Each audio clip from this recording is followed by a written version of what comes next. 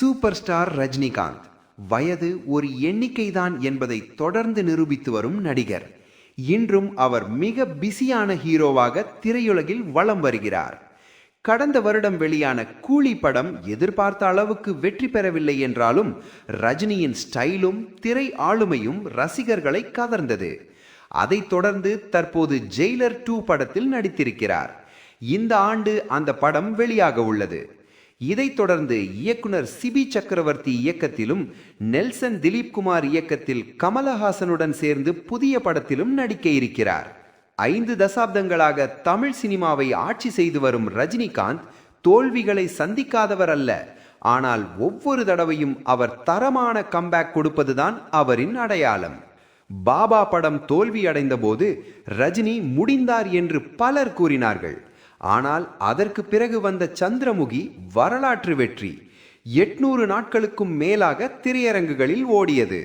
அதேபோல் தர்பார், அண்ணாத்தே போன்ற படங்கள் எதிர்பார்த்த வெற்றியை பெறாத போது மீண்டும் அதே விமர்சனங்கள் எழுந்தன.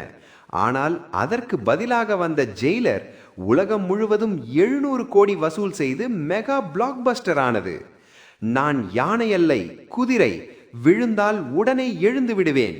இந்த வார்த்தைகளை ரஜினி தன்னுடைய வாழ்க்கையிலேயே நிரூபித்து காட்டி வருகிறார். 75 வயதிலும் இளம் ஹீரோக்களுக்கு கடும் போட்டி கொடுக்கிறார்.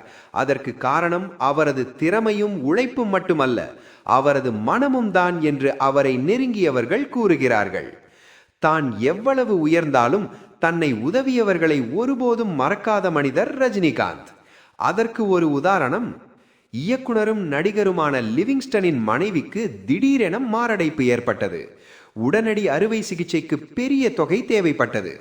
அந்த நேரத்தில் அவரிடம் அந்த அளவுக்கு பணமில்லை. இந்த தகவல் ரஜினிகாந்தின் காதில் விழுந்தவுடன் உடனடியாக 15 லட்சம் ரூபாயை வழங்கி உதவினார். அந்த உதவியால் இன்று லிவிங்ஸ்டனின் மனைவி நலமாக இருக்கிறார். இந்த உதவிக்கு பின்னாலும் ஒரு நிகழ்ச்சியான காரணம் இருக்கிறது. 80களில் ரஜினியின் கெரியர் முடிந்துவிட்டதாக பேசப்பட்ட போது தர்மயுத்தம் மற்றும் அலெக்ஸ் பாண்டியன் போன்ற படங்கள் அவருக்கு கம்பேக் கொடுத்தன.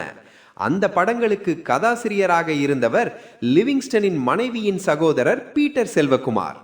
அந்த நன்றியை மறக்காமல் ஆண்டுகள் கடந்தும் அதை மனதில் வைத்திருந்த ரஜினி இன்றும் உதவி செய்து நன்றி செலுத்தியுள்ளார். இதுவே ரஜினிகாந்த், ஒரு நடிகர் மட்டுமல்ல, ஒரு மனிதர், ஒரு உதாரணம். சூப்பர் ஸ்டார் என்பது ஒரு பட்டமில்லை, அது ஒரு குணம்.